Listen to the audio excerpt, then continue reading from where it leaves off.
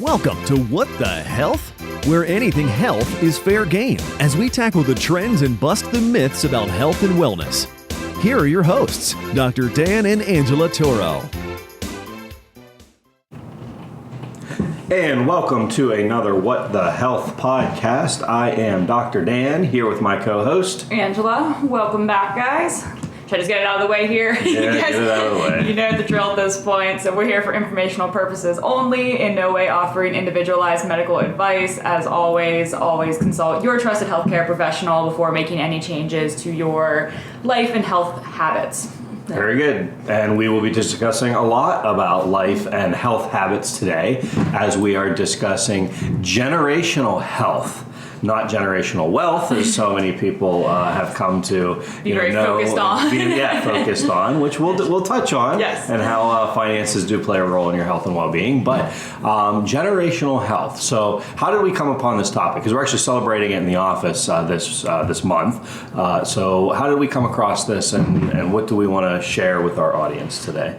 Yeah, I think we've just been seeing a lot of people lately that kind of in our age range where they're sort of at that point where maybe parents are starting to get a little bit older, or they might be having young kids, or their kids are starting to get older, and we just see a lot of people where they're either feeling older than they should, or they're getting into the habit of sort of blaming it on their genes. So, I have that symptom, but that runs in the family. That's just, that's kind of the way it is, or I just feel this way because that's the way it is. My grandmother, my mother had this, and so I guess I'm just getting this. I'm just getting older, so I'm just, I'm tired, and that's, just things like that, where we're just kind of seeing a lot more of this, just sort of seeing a different perspective of how people are looking at things and how people are kind of accepting a certain fate without realizing how much control we really do have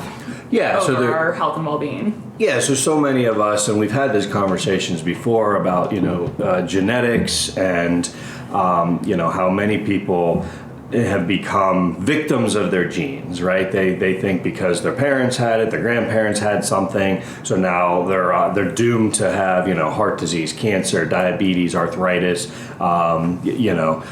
tingling and numbness, whatever condition that their parents or grandparents had, they feel that they're doomed to have this. And unfortunately, what science has proven over the years is that is not the case. There's a whole field now called epigenetics, which means that really the function of your genes comes from the control and the coordination of the environment that you put your genes in. In fact, if you really want to dive into this, I first started learning about this topic over a decade ago when I was in chiropractic school, but there's a fantastic author, microbiologist, PhD, by the name of Bruce Lipton, and he wrote a book called Biology of Belief. And the whole book is around the premise of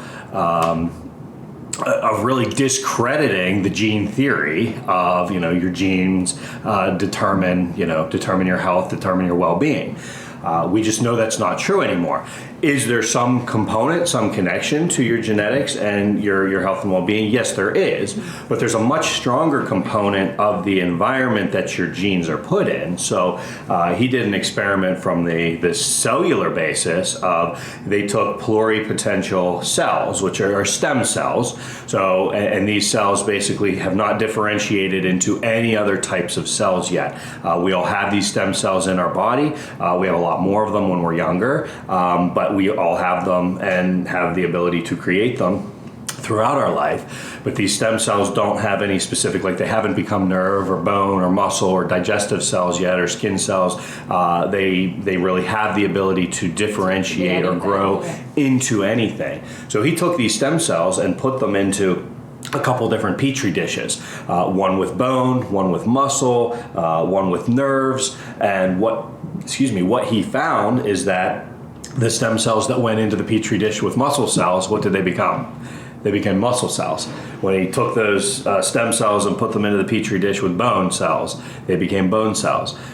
When he took those cells and put them into a petri dish with nerve cells, they became nerve cells. And then he actually did a final experiment and then took like cancerous or diseased cells and put the stem cells in with those, and the stem cells actually became diseased. They took on the expression of the environment that they went in. Because all those stem cells, again, going back to what it is genetically, all those stem cells are exactly the same.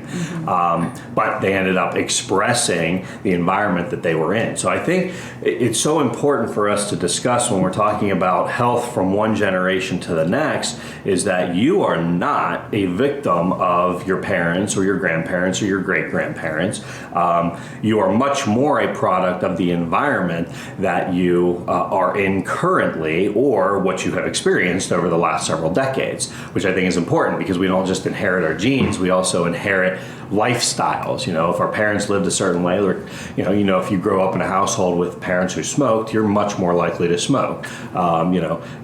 If you grow up in a household that eats dinner at a certain time, or eats dinner in front of the TV, you're much more likely to do that because you've inherited a lifestyle. So I think it's important for us to understand our generational health from one to the next as a way of how can we break the cycle if we're unhappy with it, or how can we optimize the cycle if we are experiencing very good health and want to continue that on. Yeah, I think that's a great point, is that again, a lot of people, if you're in your 30s, 40s, you're kind of in that age where you can see both directions. You can see the future, with how your parents are living and what their life's looking like as they're getting into their older years.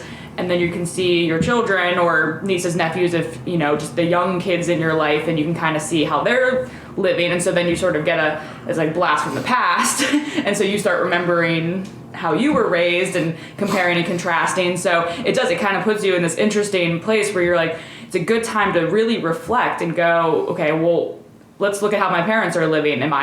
Is that how I want to be? Are they, on their own, getting around, being able to do the things that they want to do, get up and down steps, get up and out of a chair, like little things like that, at this age we're not thinking about, but, as we talk about all the time, as you age, and if you don't take care of yourself, those things all become more difficult. So, are they having balance issues? Are they having a lot of chronic conditions? Are they on a lot of medications? What does their life look like? And are you following in those footsteps? Are you living the same? I mean, obviously you were raised by them. You can't go back and change how you were raised, but are you continuing patterns that are going to eventually lead to that road? Yep. And then same thing, looking back, looking at, how your kids are growing up compared to how you were. Are they doing the same habits? Are you teaching them good habits? Are you leading by example? Are you, like you said, are you sitting down to dinner as a family? That's probably one of the big ones I think about that you just don't see a lot anymore, between people being busy and just with the electronics everywhere, is this whole idea. I mean, I remember we sat down every night at dinner, and short of if somebody had a sports event or practice or something, that they couldn't be there. I mean, we were there at the table and, every night having that dinner. So yeah, definitely just, it's a good time to really reflect and see, are you living the life that you want? Are you raising your kids to be healthy and happy and productive individuals? And are you putting yourself on a path to live and be able to live and flourish well into your older years? Or have you accepted sort of, dad's sick all the time and has a hard time getting around. That's going to be me in 30 years. And I think, have you just sort of already mentally accepted that? Or are you doing what you need to do so that that's not the way that you're going to be? Because again, we always say the best time to plant a tree is 20 years ago, next best time's today. Yeah. So if you're not happy with something the way it is, now's the time to change it, because if you wait another 30 years, again, not impossible, but it's going to be just that much harder to reverse all of those, compounding effects of an unhealthy lifestyle. Yeah, and there's this concept of neuroplasticity, okay, and that's the ability of your nervous system to kind of rewire itself and form new patterns, new habits, new pathways. You know, you don't have like this static, like all your connections in your brain and your spinal cord. They're not like formed and they can't change. They absolutely can. And so if we think of like if a stream of water, let's say is running off the side of a house, and then it starts cutting through like the concrete a little bit, or let's just say a gravel driveway, and so that stream of water starts to form. Well, then anytime it rains, anytime it's wet out, that water is going to start to follow the exact same pathway and cut further and further into the gravel driveway. That's similar to how your nervous system works. Pathways that are fired, habits that are done, repeatedly over and over and over again, those connections become more and more hardwired into the brain. It doesn't mean they can't be broken, but it becomes harder and harder and harder. And let's think about that from a habit perspective. That's why it's so difficult to break habits, unhealthy habits, and to form new ones. Because if you've done it for a long period of time, a year, 5 years, a decade or more, those habits are very hardwired into your nervous system, so it becomes harder. We call it neurorigidity. Okay, it becomes hard for your system to break that pattern. So it doesn't mean it's impossible, but the longer you wait, the harder it becomes to break that habit. So I think one of the most important things that we do want to say is that you have to understand that you can change it. Yeah, absolutely. You're not doomed or destined to get sick. We have a lot of family history of heart disease, diabetes, cancer, Alzheimer's, dementia, go down the list. I mean, we probably have every, an aunt, uncle, grandparent, great-grandparent that has every one of those major conditions or multiple of them. Yeah. And it hasn't even crossed my mind that I'm doomed to get any one of those because, again, we have now, uncovered and learned the truth that we're not destined for that. We can change our environment, change our health patterns, and make sure that, we're not going to be destined to get that. So, and again, it's not 100%. Doesn't mean I won't necessarily get cancer or, have some sort of heart disease down the road. But even if it does get to that point, there are ways and methods that you can support it and get around it and healthfully overcome it. So, again, it's not a death sentence anymore. Yeah.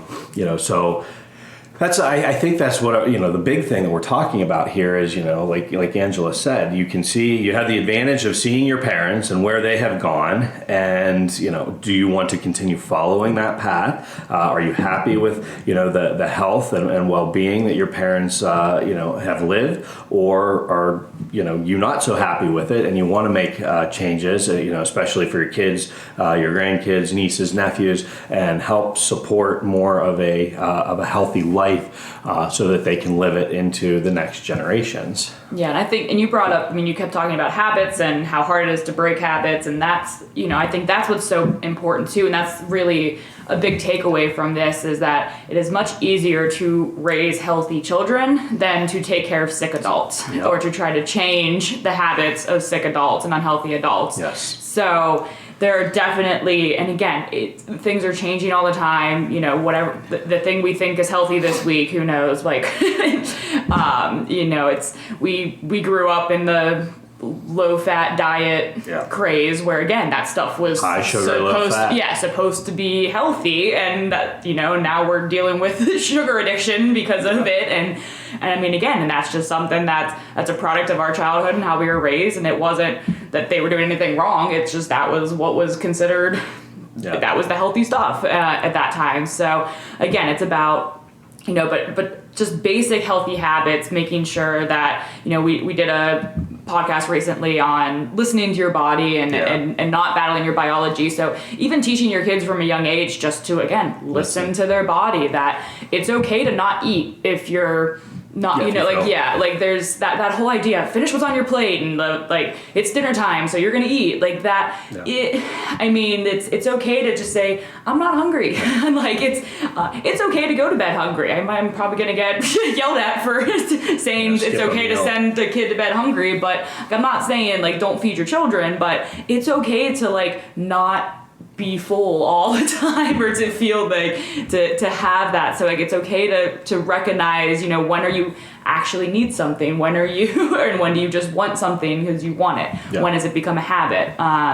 And again, those habits are healthy habits are so much easier learned young, and the unhealthy habits are learned young too. So it's being careful and watching are some of those one-time things turning into everyday things, and making sure that because again, we're all gonna have those days where it's fine, eat in front of the TV, it's whatever, it's been a long day, it's crazy, it's just the kitchen's a mess, fine, eat in front of the TV. But is that becoming an everyday thing? Is that and I think of it like brushing your teeth. Every adult, hopefully, shouldn't assume, Careful. but most adults don't think about, you just do it.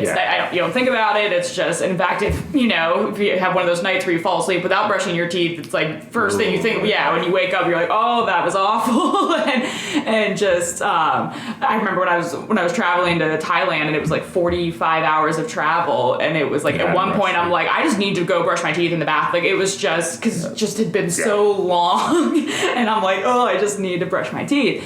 We don't think anything of it.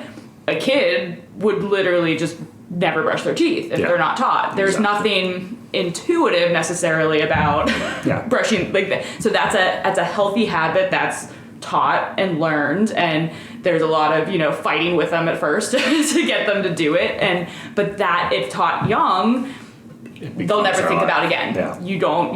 We don't sit there and you have to fight with yourself every night. Oh, I guess I have to brush my teeth again. You just do it. And so that any healthy habit can be that way, because I see I work with a lot of adults obviously that are trying to make healthy changes, and a lot of people come into the gym and they're just, they do it, they're putting in the work, but they hate it. They're just and I'm sitting there, I love being in the gym. Yeah. That's one of my favorite places to be.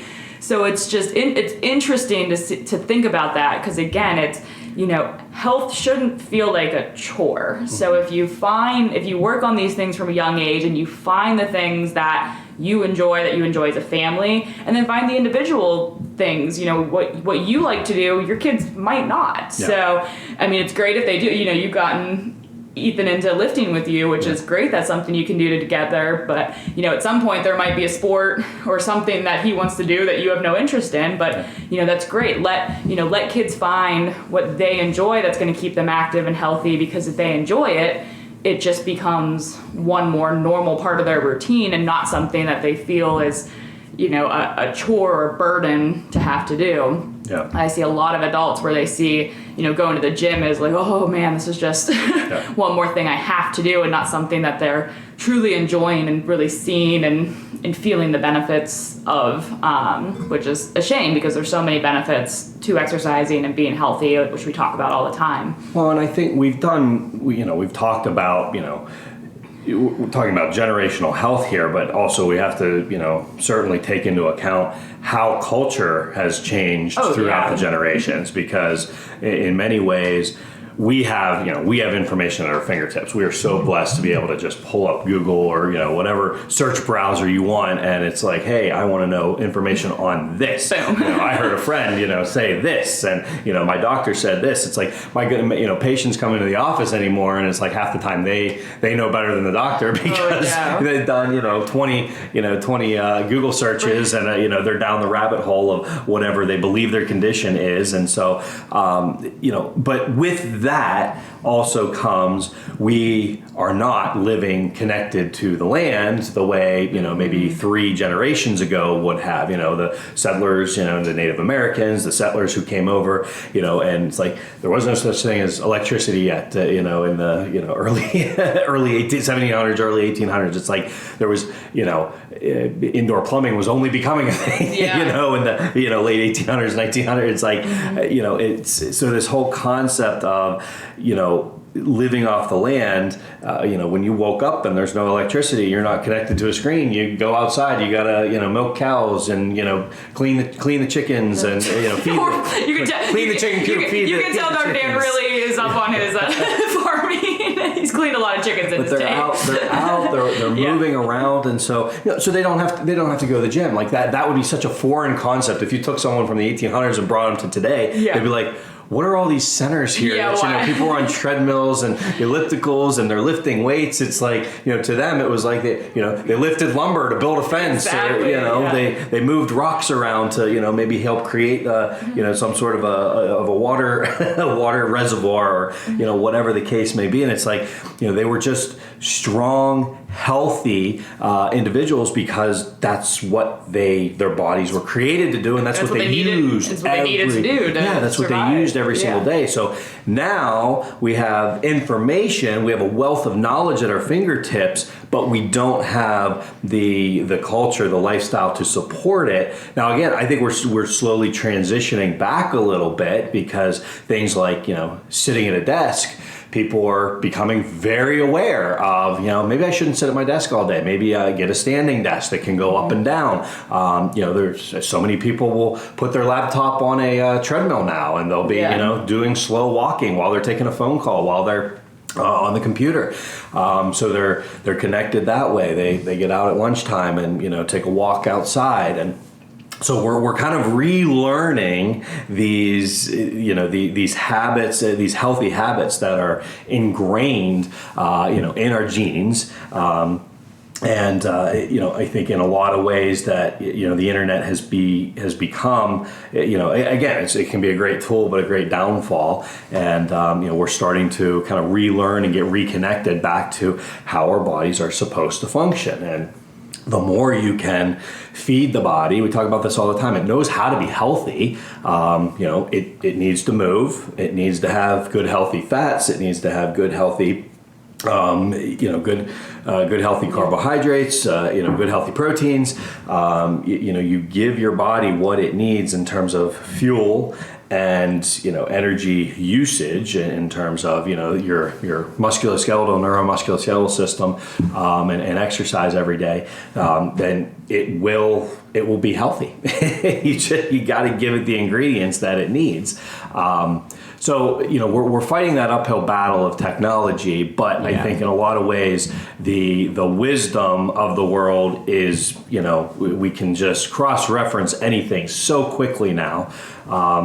Even when we were starting elementary school, it's like we still had to go to the library. I mean, we were just on the cusp of that generation where it was like, looking up library cards and, taking out a book and referencing. And, now it's like, I got to do a book report. It's like we would do projects with encyclopedias. Yeah. Kids today even know what an encyclopedia is. I don't think so. So, it's about that. So taking that to the generational, how do we take where we're at and bring it to the next generation? And I think, honestly, I think the shutdown from the pandemic made people even more aware of how important those little movements throughout the day are.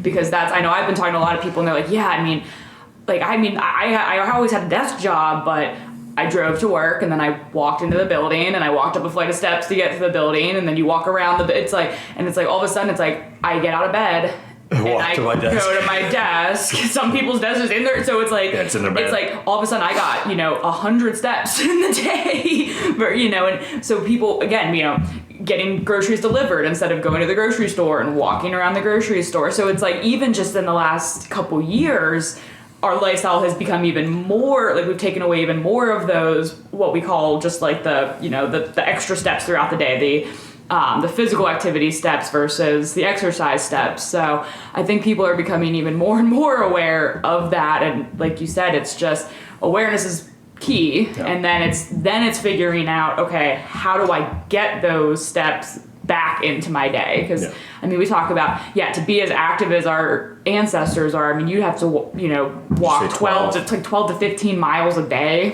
and again, that's just not going to happen in this day and age. No one's saying that it is, but there are if you look at your day, okay, are there times that I could be moving as opposed to, doing more sitting things. So if you have a very sedentary job, then you might want to look for your leisure time for more active things to do. And again, I'm not saying you have to go, run a marathon, but, get outside, go for a walk, Bike ride.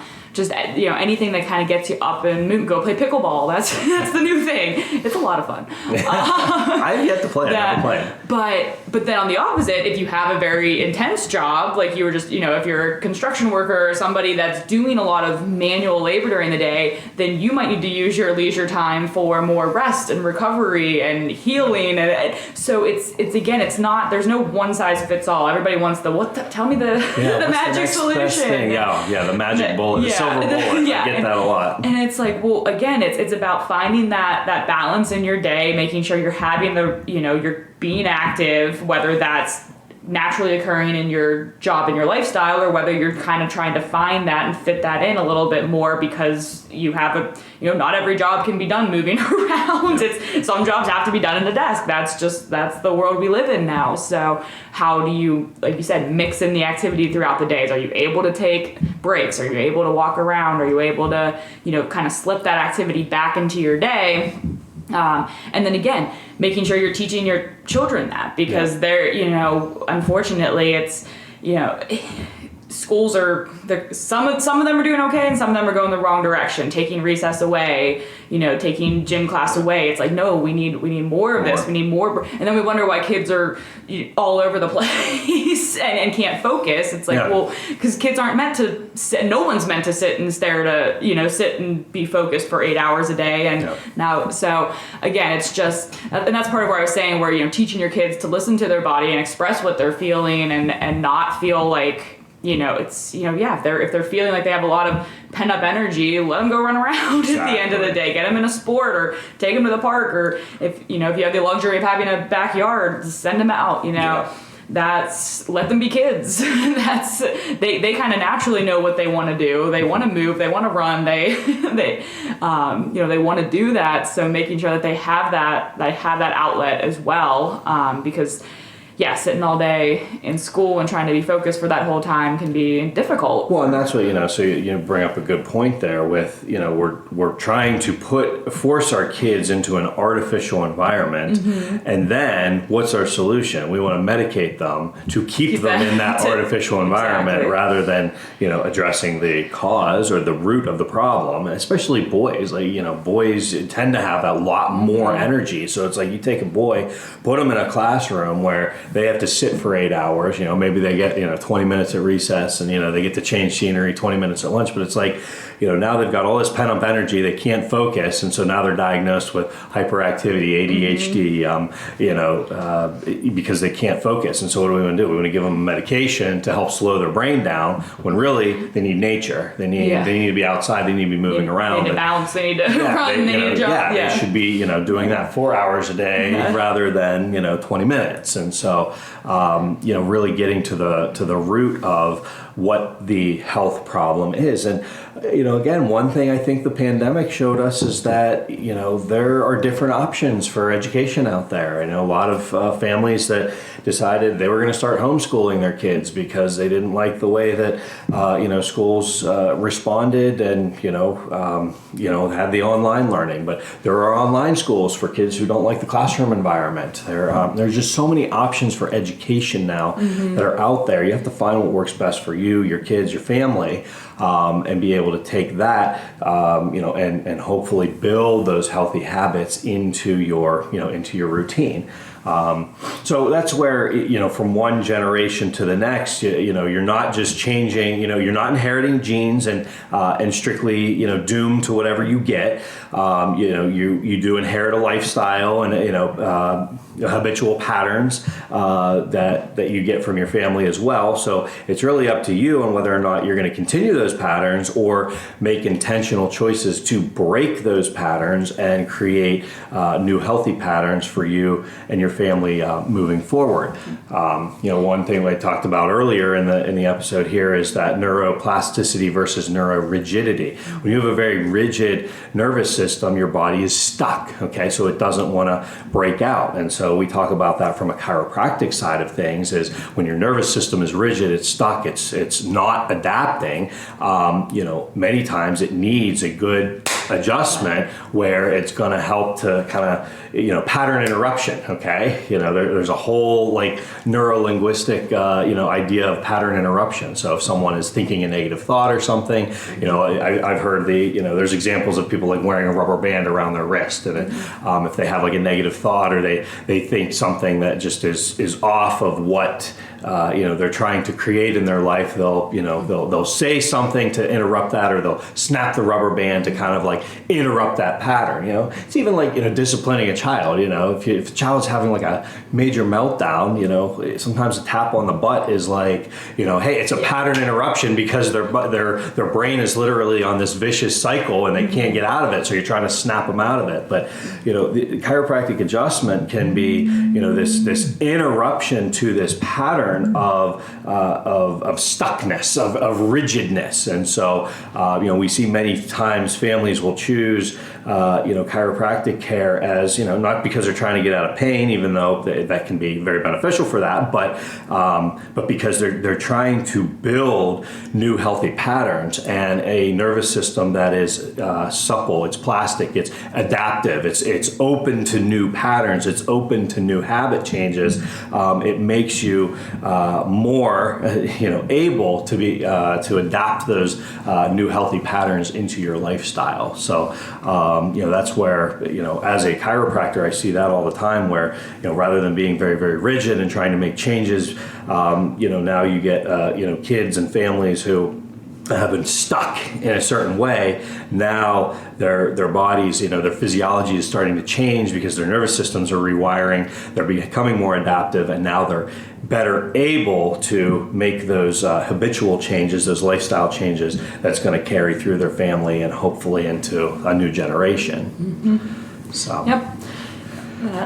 So yeah, it's never too late to make changes. There's the earlier the better, but again, it's that idea of just becoming victim to your quote unquote victim to your genes is I think the idea that everyone needs to get out of their head. You're not doomed at all, and it's just about. And again, you can do everything right, and like you said, does it mean we're never going to get sick? We're never going to have issues? No, but again, every healthy choice that you make is ultimately going to help you better be able to handle when those times come up. And ultimately, you just want to give yourself and your family the best chance possible in what is sometimes a very unhealthy world. So the more that you can, we always say that you're either going to invest in your health now or you're going to invest in your sickness later. You'll be forced to invest in it later, exactly. So that's, putting the time and energy now to being healthy, and so that will give you more healthy years to live and to enjoy with you and your family.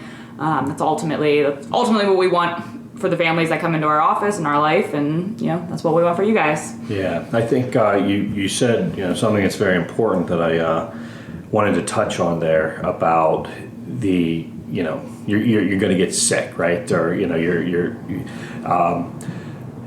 much of this episode we were talking about redefining what health is and patterns are, and one thing I talk about in the book is symptoms are a sign of something going on in your body. It doesn't mean that it needs to be medicated or masked, but they're signals, that something is going on. So for example, it's like let's say you're around a lot of individuals in the gym or at the office, and now all of a sudden lymph nodes start to get a little bit swollen, and maybe you feel a little bit feverish one evening, and getting a little bit of chills, and so all of these signs or symptoms of being sick. Well, it's like when I was going through school, I started to kind of readapt my brain to say, okay, it's not necessarily, it's what society says is, oh, you're sick, but yeah, you might be labeled as sick, but your body is truly adapting in a very healthy way. Like if your body's comes in contact with a virus, if your lymph nodes start to swell, your adenoids, your tonsils, all those, nice glands in the back of the throat and the neck, your body gets a little feverish. That's a very healthy adaptation to an encounter with a virus. So our body it might be deemed sick, but it's adapting in a healthy way. You eat, we talk about this in terms, you eat something wrong, you have some food poisoning, or again, get attacked by a stomach virus. Stomach virus going around. Yeah, it's like, a healthy response to that would be vomiting, okay, because your body is trying to get it out, or having diarrhea because it's trying to flush the colon out, okay? Oh, good, I made it through an episode to talk about poop, Got to add that in there. So I think part of this discussion needs to be this idea of, when we're breaking patterns, we need to reframe how we're thinking about how our bodies function. And, when you have these signs, these signals, these symptoms, it doesn't mean that we need to rush off and we need to medicate it, right? I mean, that's our generation and generations before. We're taught like, oh, your body's feverish, Tylenol, ibuprofen, take something to bring down the fever. It's like, wait a minute. The fever is exactly what the body needs to help fight off the virus. And again, you look at some of these, even these national organizations now, if you actually read what they recommend, many times they say a fever up to 105, 106 degrees. I think some of them even reference 107 degrees. As long as that fever is spiking and is up there for maybe 15, 20 minutes and then comes back down and it goes in this, high-low pattern, that's exactly how your body and fever is supposed to function. But what do? We'll take the temperature and it's like, oh my God, it's 103 degrees, 104 degrees. We need to pop some medication, to bring that fever down. Well, you literally just did the antithesis, the opposite of what the body is trying to do to fight the illness. And so what do you do now? There is research showing that, kids who are given antibiotics or given Tylenol or given these medications to fight the body's natural, immune response, they actually have a harder time fighting infections down the road even into adulthood. And they have these hyperactive immune responses. So again, I'm not telling you what to do or what not to do. This is, with your trusted health professional, but I've had many experiences where, I've never medicated my kids for a fever. Never, okay? They've had fevers in their life, My one son is 11. He's had a handful of fevers throughout his life. But I don't think he's ever had a fever longer than, a 24-hour span, whereas his temperature has been up and down because his body recognizes what's going on. It'll send his temperature up, down, and then usually within a night, it's gone the next morning because his body fights it very effectively because it's been trained to do so. We allow it to run its course. So I think helping to reframe how we look at illness versus natural, healthy physiological function. Like I don't even like to call it, sickness anymore. Someone's fighting a head cold or fighting a sore throat, or they're might have a little bit of congestion in the chest or the sinus. They have a stomach virus. It's like your body is functioning exactly how it should. If it's vomiting, if it's sore, the lymph nodes are sore and swollen, you're feverish. Like that's how the body should fight. Yeah, it might be a state of illness, but that state of illness is almost a transition or an adaptive state of health because that's how it's supposed to function in order to fight off the virus, that immune response. So helping to reframe some of that in terms of how we think, I think is also very important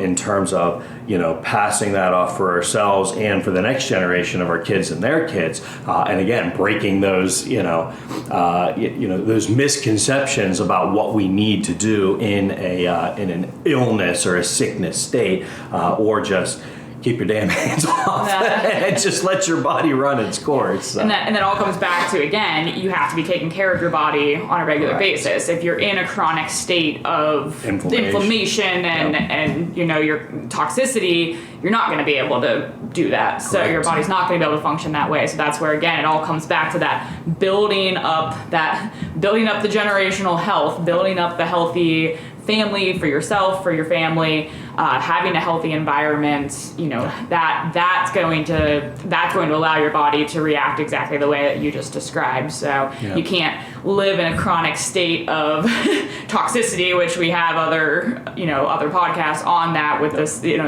inflammation one would be a great one to listen to. We're kind of in this chronic state of inflammation anymore. And that's the problem is, we can't live in that chronic state and then expect our body to do what it's designed to do because it can't. It's in overdrive. So that's where it really comes back to that. You need to have those everyday healthy habits, and then yes, your body can do exactly that. And that's what the whole book is about. The Design to Heal book. If you haven't had one, grab one next time you're in the office, or you can request a copy online. But it's ultimately that is. We say it all the time. If you take care of your body, it will take care of you. And that's, at the end of the day, that's what it's about. It's not always easy, but it really does. If you put in the time and effort, just like anything, if you put in the time and effort, it becomes easier. And it becomes very much well worth it. So. Yeah. Well, and so one final thought on that with the toxicity thing is that, we're talking about generational health, and so we have to talk about the procreation side of things. Okay, having kids, and so let's look at this in terms of our sperm and egg cells. Well, those are a part of our reproductive health and well-being. Well, if you have a man or woman who are toxic in their body, either mentally, emotionally, or really from an inflammatory standpoint. First of all, it can become very hard to get pregnant. Infertility is significantly on the rise. So again,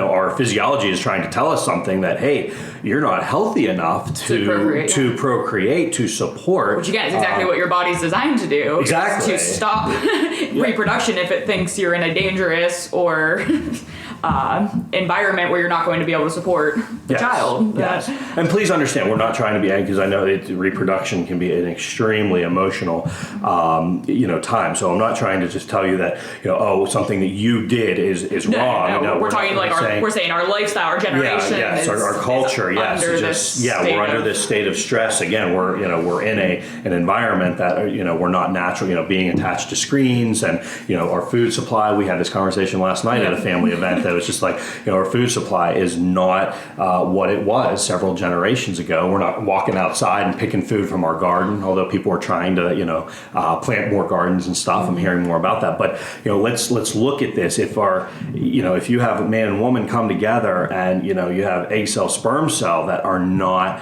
and even if they do maybe have the ability to conceive, and move into and have a pregnancy, you could, there is research showing that the health of mom and dad perinatally, in and around the pregnancy significantly impacts the health of the child, even to the point of, mental, emotional health, the point of gut health, a lot of times that bacteria that transfers from mom in the birth process, from, her vagina and anus when, she's birthing her child, that bacteria that passes from her to the kid, to her child, that has a big impact on then the child's gut health and their health moving forward. So there's this whole area of study now and clinical work in helping moms and dads be as healthy as possible even before they even start to consider having children, because leading up to conceiving has a big impact. And that's that whole epigenetic concept of genes turn on and off based on the environment they're put in. So if you can get mom and dad as healthy healthy as possible, and then they end up conceiving, having a child, then that child is going to be much better off, statistically in terms of their health and well-being moving forward. But again, nothing is doomed one way or another. So, regardless of where you're at, you can't change the past, but you can change where you're at and moving forward. So, everything is adaptable. Everything has the ability to improve if you put the time, energy, and effort into learning what you can do and then applying it on a individual and family basis. So that's our talk on generational health. I hope that your generation and the next lives in health. And if you are looking for more ways on how to get healthy and stay healthy, you can check out our podcasts that are all lined up. You can check out our website, Turo, Turo, familychiropractic.com. And with that, anything else?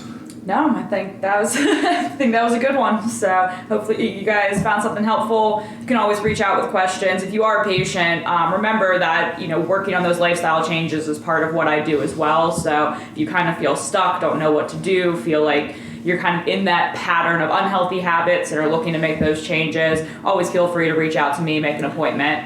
We can work on that as well. So. Absolutely. And I hope after listening, you don't wait a generation to come listen again. So we'll see you next time. All right. Thanks, guys. Have a good one. Take care. You've been listening to What the Health with Dr. Dan and Angela Toro, brought to you by Toro Family Chiropractic. To learn more about the resources mentioned on today's show or listen to past episodes, visit www.whatthehealth.world.